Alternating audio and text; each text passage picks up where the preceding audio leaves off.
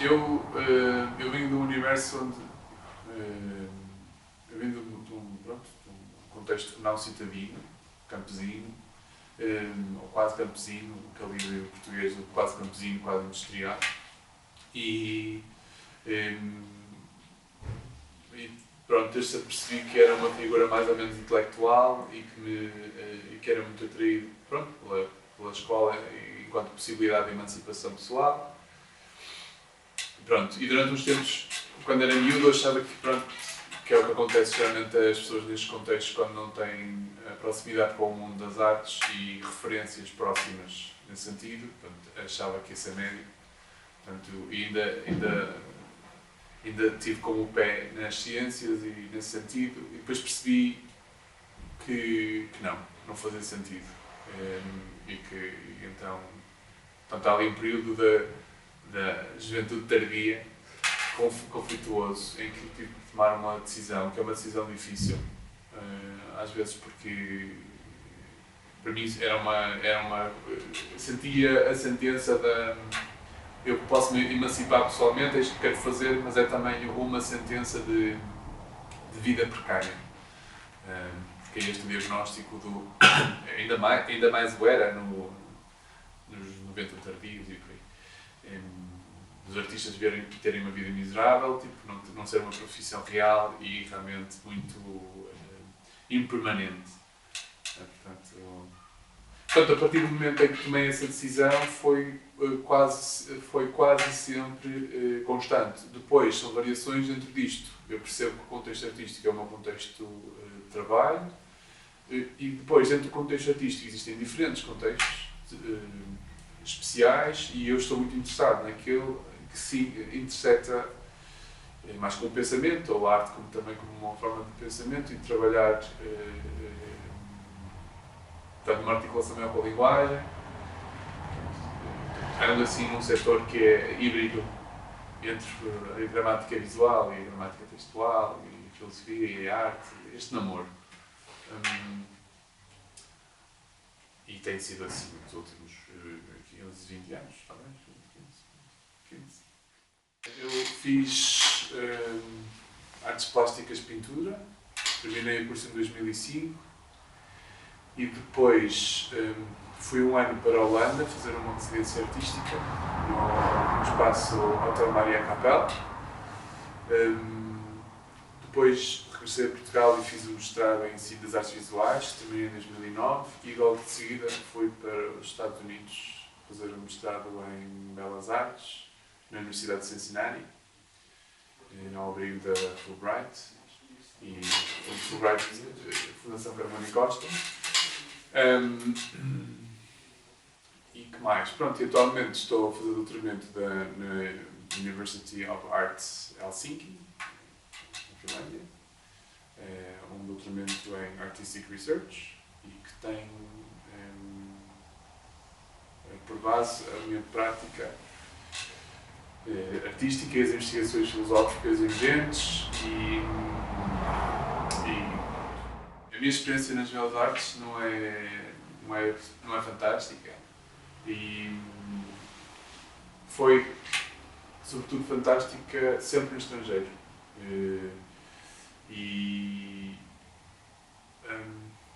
Em Portugal, em contacto direto, que eu tenho tido uma experiência assim sensacional, não por tipologia de trabalho, mas pela capacidade pedagógica e pelas consequências que provocaram na minha vida. Acho que o Fernando José Pereira foi realmente a pessoa-chave.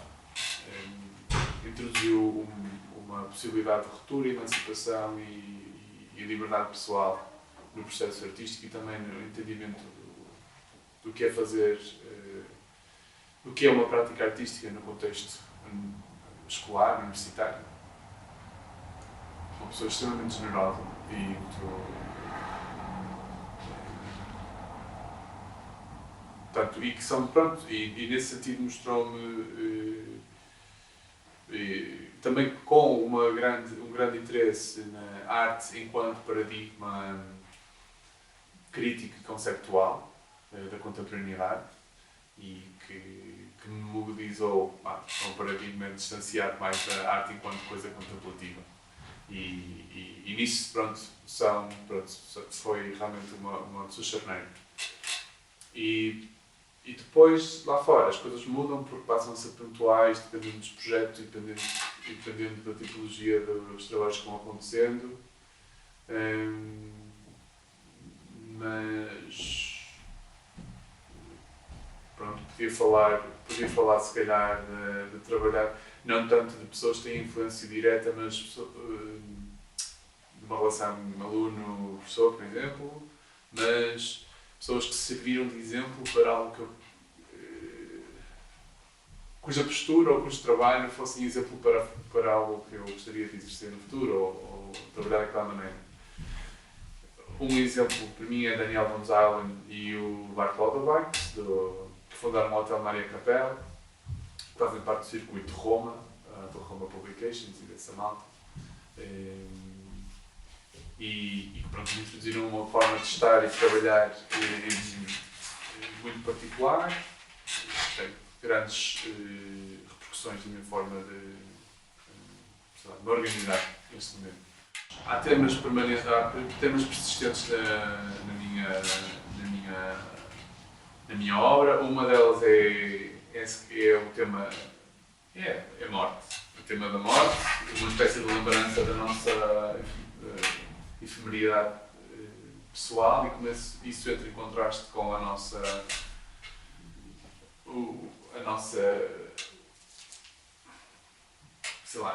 missão de persistir eternamente, que é uma ambição muito contemporânea, através dos nossos mecanismos tecnológicos e outros mecanismos de preservação. Isso pode ser um aspecto, outro aspecto pode ser a atenção dada à linguagem e esta crença de que afetar a linguagem ou o descuido com a linguagem é afetar a forma de viver e afetar a forma de como o sujeito se organiza. E mais, outras são pequenas ações que mudam tudo. Esta ideia de que uma pequena ação que pode recontextualizar tudo. Um gesto delicado que não tem que ser. Eu pessoalmente e esteticamente não gosto de gestos brutos, gosto de subtilezas e delicadezas. Até eu posso fazer coisas que são bastante brutas visualmente e impactantes, mas a minha preferência vai sempre para a subtileza e pode não ser até a minha, pode ser a dos outros. Mas isso outra dinâmica. Eu se tivesse que dividir em tipologias mais importantes, diria que uma das tipologias do meu trabalho se interessa pelo contexto de época e reage a isso. Uma outra faria uma abordagem à linguagem e também como contraponto à ideia de silêncio. E uma terceira divisão tem relação com estas ações que são restauradoras ou interferências sutis ou formas de insubordinação delicadas. Portanto, isto é uma coisa assim abstrata, mas e acho que podem-se cristalizar mais ou menos nessas três divisões. No contexto de época, podia ser que esta obra que apresentei agora na Bienal da Maia,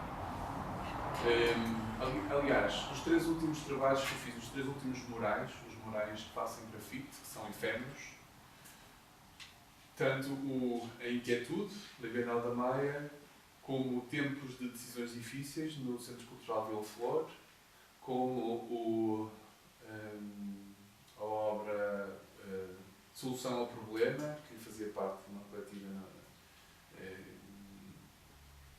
que é um centro de laboratório das artes, e Estado de Época, talvez, que foi uma individual que eu tive em 2012, salvo erro, então começa a falhar a cronologia, e todas elas reagiam à sensação de época que nós temos, à sensação social e política, e vários momentos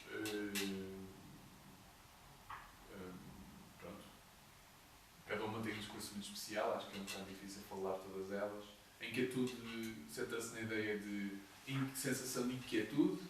Falava ali também a obra do Manuel Oliveira e da Agostina Bessa Luís, mas a sua preocupação era precisamente a de ter formalizar um texto ou uma narrativa que falasse desta ideia de inquietude, de alguma maneira, conseguisse representá-la. E a forma que eu tinha de representar isto, para mim mais direta, era escrever as palavras do texto. A tempos de decisões difíceis é um cenário de uma zona que está em construção, ou desconstrução, não se percebe muito bem, mas que também está meio inacabado, e é um truque visual na imagem em que, a partir de determinada distância, só se lê tempos de decisões difíceis, em vez de tempos de decisões difíceis.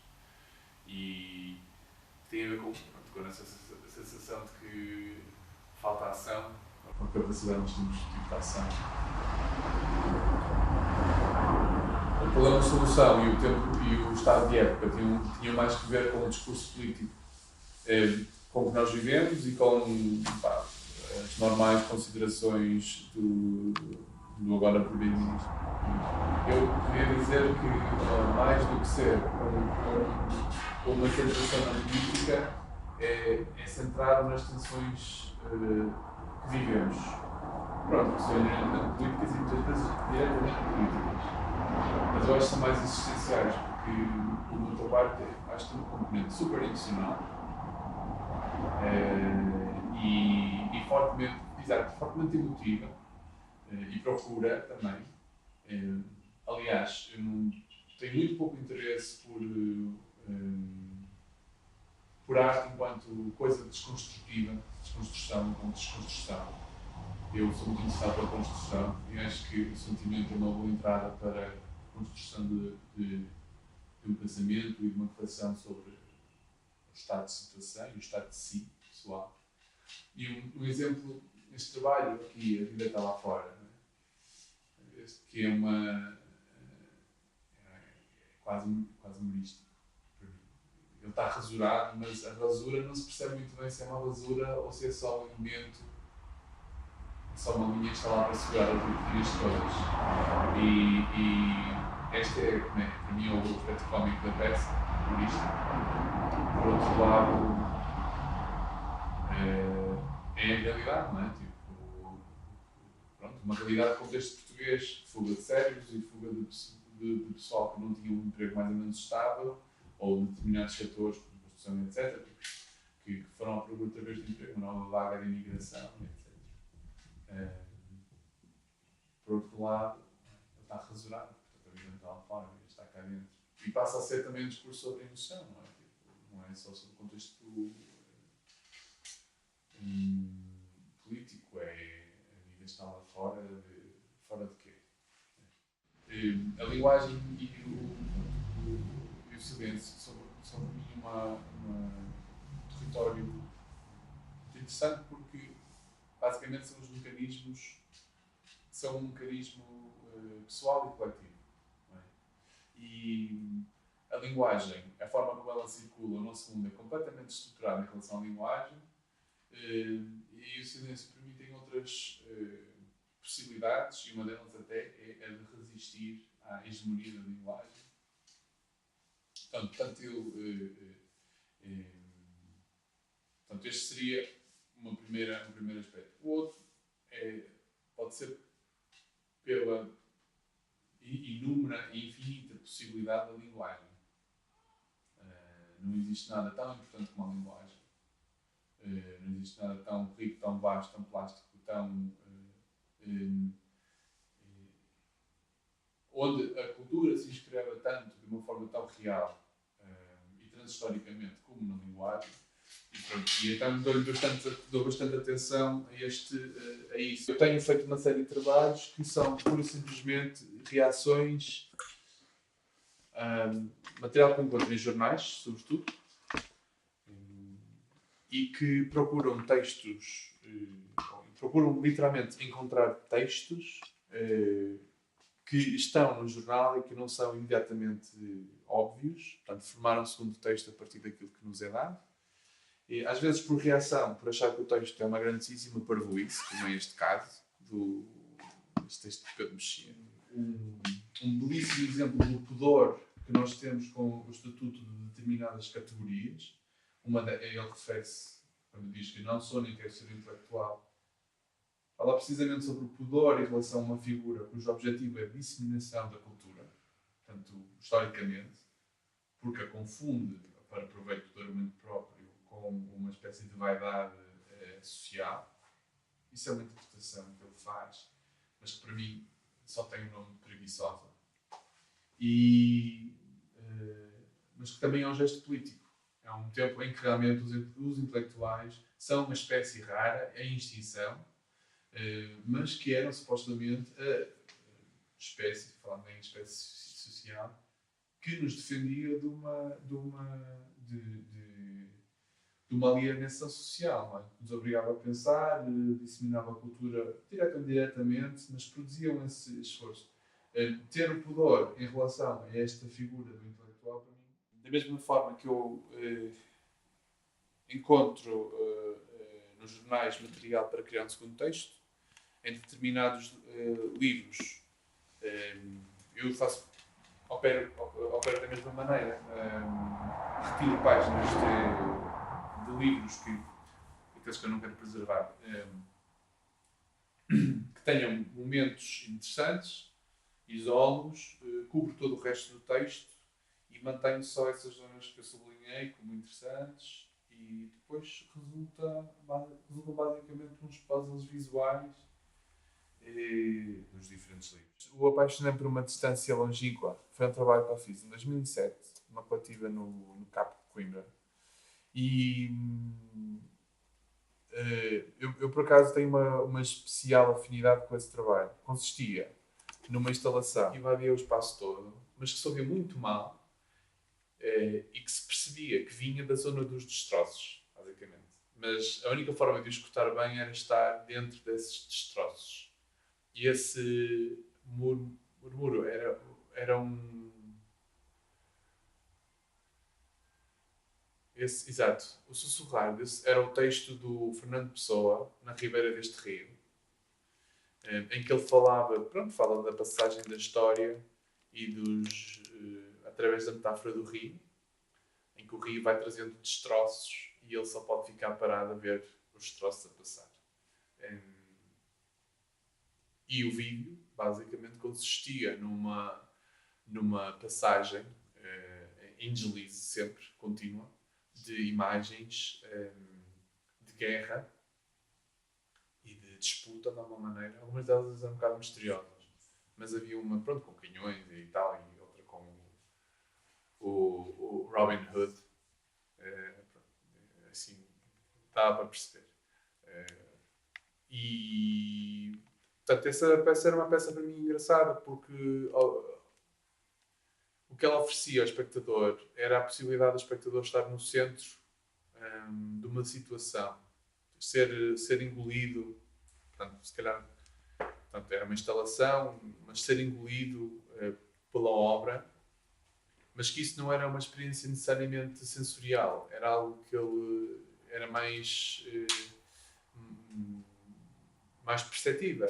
Ele tinha que estar na situação do caos e da ruína para que tivesse, para conseguir ouvir o som, não é? Tinha que fazer parte daquele cenário. Portanto, não era uma relação distanciada. E eu acho que isso, aliás, esta é uma característica dos meus trabalhos. Eu procuro sempre uma relação onde oferecer pelo menos essa possibilidade ao espectador de sentir que está dentro de uma situação qualquer. Esta última exposição, Instabilidade Permanente, na Casa da Imagem, tem essa dimensão, em que tem um dispositivo do cenário, que é a luz a migrar pelo espaço fora, que tem como objetivo único transformar o espaço e engolir as obras e engolir o espectador e animar. Não é uma obra, é um dispositivo, mas que o ativa dessa maneira. Sacada, que é trabalho que eu estou a fazer sobre... Está. Este trabalho não há material online ainda. Este é um trabalho de longo curso em que eu estou a investigar o desaparecimento do uso do termo sacada, que é um termo que se refere a varandas, e o paralelismo que existe entre a nossa perda do uso habitual das varandas. As varandas são muito pouco utilizadas em comparação com um período de há cerca de 100 anos atrás, e o termo sacada, precisamente, é um termo que também deixou de ser utilizado e é substituído pelo termo varanda. Eu especulo uma série de coisas nestas perdas e nesta coincidência, e uma delas é a transformação dos nossos espaços físicos, sociais, com o deslocamento dos espaços das varandas para praças públicas, para a rua, e a migração para o interior do edifício, da casa, e a construção do espaço da intimidade, dessa maneira, do espaço privado. Essa é a coisa mais alargada. Mais alargado, com mais... longo curso. É um projeto de investigação, um projeto que, em princípio, demora mais ou menos 3-4 anos a realizar. Eu já, publiquei, é uma parte daquilo que eu faço, é que geralmente a obra é acompanhada por escrita, e publiquei um ensaio sobre esse trabalho no ano passado. E a ordem, às vezes, é esta, não é? Primeiro acontecem estas manifestações teóricas e depois acontecem as manifestações plásticas. Não é necessariamente sempre o trabalho gráfico que vem à frente. Para mim isso é muito... são iguais.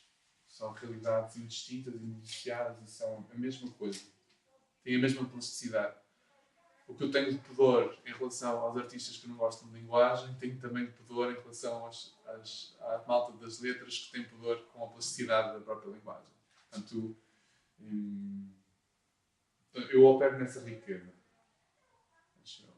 Na plasticidade da linguagem, na verbal e na plasticidade da linguagem formal e estética. Silence It Is. E consistia basicamente numa organização de 8 voluntárias, tipo performance voluntárias, para dizerem a frase Silence It Is, mas estava quebrada em pedacinhos, e cada uma destas performances tinha uma vocalização diferente. Umas diziam o que tinham a dizer a sussurrar, umas diziam a gritar, umas diziam falar normalmente, umas diziam como se estivessem a cochichar. Foi desta forma que eu organizei a performance, com as operações físicas e o deslocamento no espaço das diferentes performances. E tinha a Jennifer Jolly, uma colega norte-americana, estadunidense, que organizou o som e a sequência de som, e pronto, depois foi desbandado. E pronto. Sou visualmente muito atento. E também faço... Muitas das obras que eu faço são obras que pensam o contexto onde estão inseridas. Aliás, que quase sempre pensam e dependem do contexto onde estão a ser inseridas. E muitas das vezes o contexto oferece quase tudo para que se faça uma obra que funcione e que seja eficaz e que seja boa, sem ser preciso fazer muita coisa. E um desses exemplos é o Leituras Interrompidas, que eu fiz para a biblioteca Rocha Peixoto, acho eu, que é este, estou um bocado esquecido, da Paula Varzim, em que eu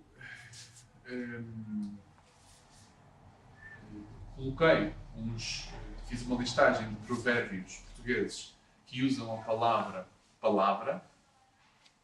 e aquele edifício tem umas características muito especiais, tem umas mini cúpulas por cima de cada uma das mesas ou de zonas de mesas que deixam entrar luz. E então eu comecei a pensar que se eu estivesse sentado naquela biblioteca, era muito provável que me fosse distrair a olhar para o teto. Tipo, olhar para o teto, tipo, distrair-me dessa maneira. E então pensei que com essa lista, a partir dessa lista de provérbios, coloquei-os no topo. Fui colocando em vinil uma série de provérbios nas diferentes cúpulas, para sempre que houvesse uma distração das diferentes pessoas que estão a estudar, elas estivessem distraídas, mas ocupadas na mesma com palavra.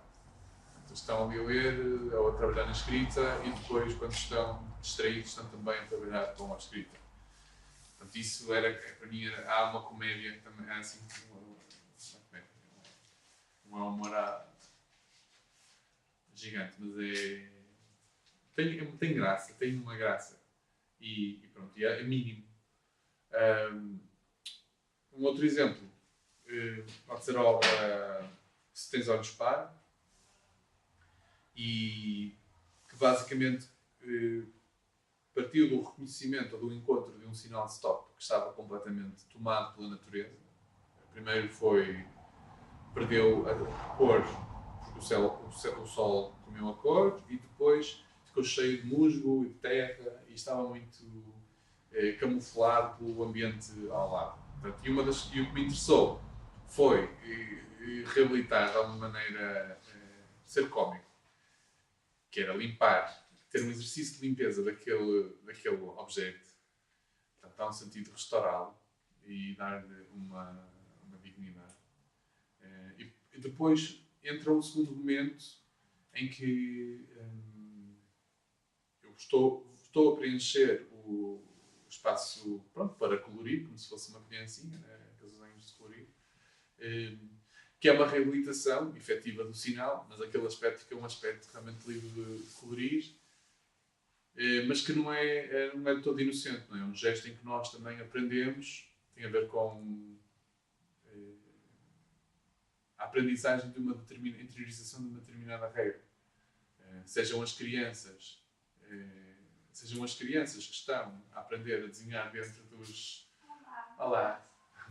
As crianças estão a aprender a desenhar dentro dos limites do desenho que está pré-definido, sejamos nós os cidadãos que vivemos com determinadas regras que interiorizamos como as necessárias e aquelas que são obrigatórias e imprescindíveis. É delicado, quer dizer, delicado não é necessariamente óbvio, mas é inerente àquele gesto. Em todo caso é muito cómico, porque trata-se de fazer a manutenção de um objeto que não está bem mantido, que não está bem cuidado, e que, por outro lado, normalmente não seria objeto